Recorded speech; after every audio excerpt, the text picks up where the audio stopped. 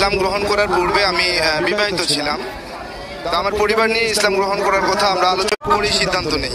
পরবর্তীতে সে তার পরিবারের পরামর্শে ইসলাম ধর্ম গ্রহণ করতে রাজি হয় না। পরবর্তীতে সে চলে যায়। চলে গিয়ে আমাকে বলে যে আমার সঙ্গে আর সংসার করবে না আমি যদি স্বধর্মে ফিরে না যাই।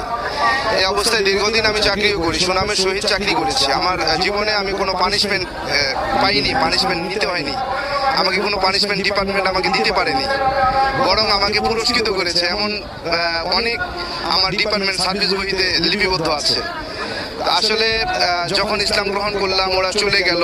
পরবর্তীতে ওরা বাড়িতে গিয়ে বিভিন্ন রকমভাবে আত্মীয় স্বজন দিয়ে চাপ প্রয়োগ করতে শুরু করলো আমি যেন স্বধর্মে ফিরে যাই।